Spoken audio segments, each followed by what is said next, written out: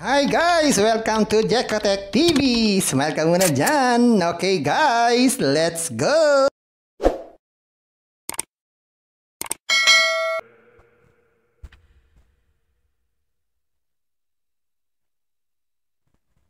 Hello guys! Welcome back again to my channel! Hello guys, may tayo story dito.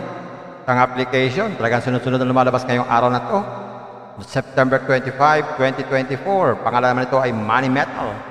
Pwede na tayong kumita sa mga metal everyday at mag-withdraw everyday. Kaya suriin natin, sama natin ako guys. Atin tignan itong Money Metal. Pero bago yan, baka naman di ko pa kayo friend sa YouTube. Please click the subscribe button and also the bell button para naman ma-notify ko kayo meron akong bagong video. And also share and like sa mga mahilig sa metal, sa money. At gustong-gusto ng online at sa mga nandyan ang gusto magsuri, pwede rin naman mag-register, magsuri. Ganda nga yan, marami nagsusuri, sari-saring application na lumalabas sa ating internet world. Again, dito commercial, dito promotion, dito advertisement, sadya lamang sinusuri natin ang sari-saring application, platform, games na lumalabas, minuminuto ating internet world. Kaya, let's go na! And guys, yung Money Metal, so mag-register tayo para maalaman natin anong klaseng application to. So ito yung registration, maglagay lang tayo ng cellphone number, tapos password, tapos nickname. Gawin na natin. Yan, pag ganyan kompleto na. Click natin registration. Natin, login tayo. Yan, dito nga may sinasabi dito, Welfare, Money Metal's official launch today, invest $395, earn $135 per day. The minimum withdrawal amount is $180 and there's no limit on the number of withdrawal. Okay, X muna natin itong. So dito pala lumalabas, walang binibigay na libreng pera. Yan. Walang binibigay pero may binibigay silang task na pwede natin gawin. Pwede tayo mag-login everyday para sa libreng pera. Click natin itong get. Yan, meron na tayong 7 pesos. At pati yung mga iba pang task pwede natin gawin. At yung mga iba pang task, pwede natin gawin para magkaroon tayo ng free money. Natin itong mine. Yan, meron tayong 7 pesos. So, maliban dyan, wala na pong ibang libre. Kailangan na mag-invest. Dito sa home. Yan, sa home, may dalawang klase ng investment. Product upgrade, saka financial product. Sa product upgrade, ang pinakamalit na investment ay $395 na meron daw itong daily na $135 everyday. At meron din namang 5.8, 230-20 ang everyday. At meron din namang 32K, 8K. Ba, madami mamalaki Malaki yan pala ito. 395 ang pinakamaliit. Sa financial product, ang pinakamaliit ay 350. Yan. Ito yung tinatawag nilang welfare product. Yan, meron ding 1,000. Yan, meron ding 1.5, 4K, 5K, 8.5. Yan. So, dito sa mga application na to guys, pakinggan nyo mabuti. Ang alam ko sa application na to, para po tayo makapag-invest dito sa financial product, dapat meron din tayong investment dito sa product upgrade. At pwede rin naman tayong mag-invest dito sa product upgrade, pero antayin natin ang maturity. Nabawa itong isa. Check natin yan. Product. Yan. Nabawa itong isa. Yan. Enter tayo. O yan. Makinig kayo guys bago kayo mag-invest dito. So dito nga guys, bago makapag-invest ng product upgrade, okay lang mag-invest dyan. $395 po ang puhunan dyan or mamili kayo dyan. $2.5 pwede rin. Pero meron siyang daily income. Kaya lang yan po ay aantayin natin sa maturity bago natin ma-withdraw. Pero dito sa financial product, pwede tayong mag-withdraw every day basta umabot sa minimum withdrawal. Pero, para po tayo makapag-invest sa financial product, kailangan meron tayong investment dito sa product upgrade. Pwede na naman product upgrade lang, pero hindi pwedeng financial product lang. Pag nais natin mag-invest sa financial product, dapat meron tayong investment sa product upgrade. So, malinaw po yun.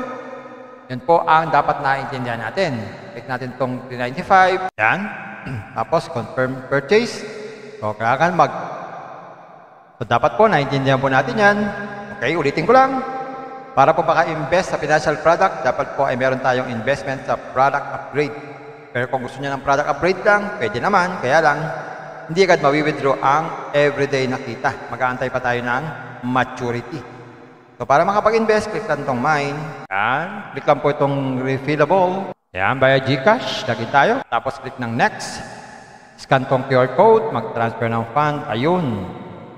Meron na tayong pang-invest. Pwede na tayo mag-invest. Sa withdrawal, bago mag-withdraw, click lang itong bank card. Add bank card. Yan. Lagay po tayo ng card holder's name, bank name. Yan. Marami pong pagpipilian. Pwedeng GCash, CoinPH. GCash tayo. Okay. Lagay tayo ng account number natin. Yan. Tapos click ng confirm. Yan. Pwede na tayo mag-withdraw. Check natin. Withdrawals. So, ang minimum withdrawal pala dito ay 180. Ang minimum ay 180, maximum ay 50K. Multiple withdrawals can be made daily. So, only po ito, no? So, ang daily withdrawal ay 10 to 9 every day. So, pwede tayong mag-download ng application para mabilis tayong makapag-login at magpalit-palit ng password. At pwede pa tayong bumasa dito sa supplementary explanation at withdrawal record. Mag-sign out na lang pag ayaw natin sa application na to. Ganun lang. Simple. Ayun guys, nakita natin itong money metal. Totoo naman, pwede tayong kumita sa mga metal. Pero kailangan mag-invest. Kaya muli ako nagpapaalala. Bago mag-invest, think twice, mag-search, magtanong-tanong, bago mag-invest, and invest at your own risk. Invest what you can afford to lose. Yung lamang kung sobrang pera ang i-invest. Huwag natin makabayan pamilya bigas sa ulang pan-tuition fee at lalo huwag po tayo mangutang. At sa pampalalang ganito mga application, minsan tumatagal, pero minsan sandaling-sandali lamang. Kagaya ng application na to, ang hula ko ito, tatagal to mga 30 days. Pag sumobra dyan, swerte na tayo. Kaya maging maingat sa ating pag-invest. At kung wala tayong pang-invest, Kung may free, sa free na lang muna tayo. Kung may free, sa free na lang muna tayo. At sa pampalala, ang ganito mga application, minsan tumatagal, pero minsan sandaling-sandali lamang. Kaya maging maingat sa ating pag-invest. Paring paalala, sabi po sa 1 Timothy chapter 6 verse 10, for the love of money is a root of all kinds of evils, is true this craving that some have wandered away from the faith and pierced themselves with many pangs. Totoo po ito. Ang pera naman ay hindi masama. Yan ang ginagamit natin sa pang-araw-araw natin buhay, pambili ng bigas, ulam, sapatos at iba pa.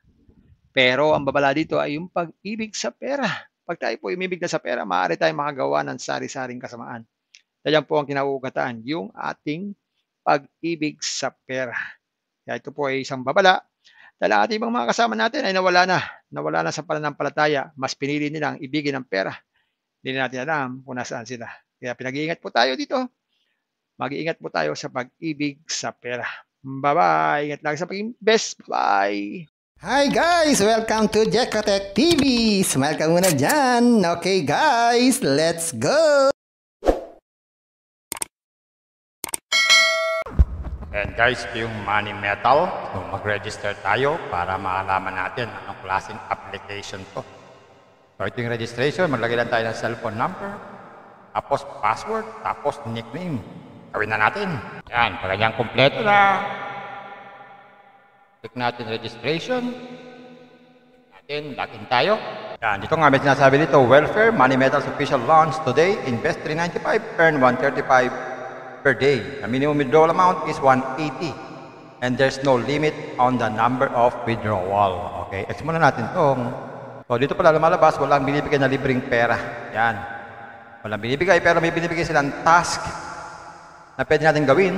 Pwede tayo mag-login everyday para sa libreng pera. Click natin itong get. Yan, meron na tayong 7 pesos. At pati yung mga iba pang task pwede natin gawin. At yung mga iba pang task pwede natin gawin para magkaroon tayo ng free money. Click natin itong mine. Yan, meron na tayong 7 pesos. So, maliban dyan, wala na pong ibang libre. Kailangan na mag-invest. Dito sa home. Yan, sa home, may dalawang klase ng investment. Product upgrade, saka financial product. Sa product upgrade, ang pinakamalit na investment ay $395 na meron daw itong daily na $135 every day. At meron din namang 5.8, 230.20 every day. At meron din namang 32K, 8K, ba, madami mamalaki malaki pala ito. 395 ang pinakamaliit.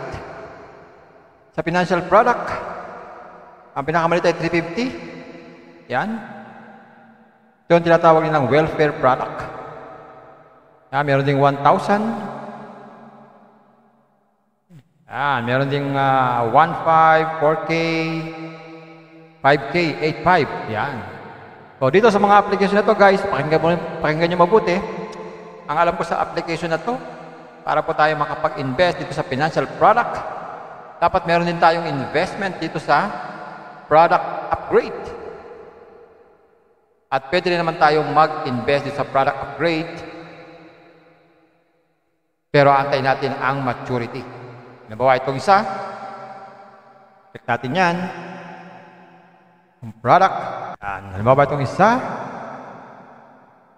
yan, enter tayo. O yan, makinig kayo guys, bago kayo mag-invest dito. So dito nga guys, bago lang makapag-invest ng product upgrade, okay lang, mag-invest dyan. 395 po ang puhunan dyan, or mamili kayo dyan. 2.5 pwede rin. Pero meron siyang daily income, kaya lang, yan po ay aantayin natin sa maturity bago natin ma-withdraw. Pero dito sa financial product, pwede tayong mag-withdraw every day basta umabot sa minimum withdrawal. Pero, para po tayo makapag-invest sa financial product, kailangan meron tayong investment dito sa product upgrade. Pwede na naman product upgrade lang, pero hindi pwedeng financial product lang. Pag nais natin mag-invest sa financial product, dapat meron tayong investment sa product upgrade. So, malinaw po yun. Yun po ang dapat naiintindihan natin. Click natin itong 395. Yan. Tapos, confirm purchase. So, kailangan So, dapat po, naiintindihan po natin yan. Okay, ulitin ko lang. Para po maka-invest sa financial product, dapat po ay meron tayong investment sa product upgrade. Pero kung gusto niyo ng product upgrade lang, pwede naman. Kaya lang, hindi agad mawi-withdraw ang everyday na kita. Mag-aantay pa tayo ng maturity. So, para makapag-invest, click lang itong mine. Yan. Click lang po itong refillable. Yan, via GCash. Lagin tayo. Tapos, click ng next. Scan tong QR code. Mag-transfer ng fund. Ayun. Meron na tayong pang-invest. Pwede na tayo mag-invest. Sa withdrawal, bago mag-withdraw, click lang itong bank card. Add bank card. Yan. Lagay po tayo ng card holder's name, bank name. Yan. Marami pong pagpipilian. Pwede GCash, CoinPH. GCash tayo. Okay. Lagay tayo ng account number natin. Yan. Tapos click ng confirm. Yan. Pwede na tayo mag-withdraw. Check natin. Withdrawals. So, ang minimum withdrawal pala dito ay 180. Ang minimum ay 180, maximum ay 50K. Multiple withdrawals can be made daily. So, only po ito, no? So, ang daily withdrawal ay 10 to 9 every day. So, pwede tayong mag-download ng application para mabilis tayong makapag-login at magpalit-palit ng password. At pwede pa tayong bumasa dito sa supplementary explanation at withdrawal record. Mag-sign out na lang pag ayaw natin sa application na to. Ganun lang. Simple. Kung may free, sa free na lang muna tayo. Kung may free, sa free na lang muna tayo. At sa pampaalala, ang ganito mga application, minsan tumatagal. Pero minsan, sandaling-sandali lamang. Kaya maging maingat sa ating pag-invest. Paring paalala, sabi po sa 1 Timothy chapter 6 verse 10, for the love of money is a root of all kinds of evils, is true this craving that some have wandered away from the faith and pierced themselves with many pangs. Totoo po ito. Ang pera naman ay hindi masama. Yan ang ginagamit natin sa pang-araw-araw natin buhay, pambili ng bigas, ulam, sapatos at iba pa. Pero ang babala dito ay yung pag-ibig sa pera. Pag tayo po umibig na sa pera, maaari tayong makagawa ng sari-saring kasamaan. Yan po ang kinauugatan, yung ating pag-ibig sa pera. Kaya ito po ay isang babala. Dahil ating ibang mga kasama natin ay nawala na sa pananampalataya. Mas pinili nilang ibigin ang pera. Hindi natin alam kung nasaan sila. Kaya pinag-iingat po tayo dito. Mag-iingat po tayo sa pag-ibig sa pera. Bye-bye. Ingat lagi sa pag-invest. Bye. Hi guys! Welcome to Jekotech TV! Smile ka muna dyan! Okay guys, let's go!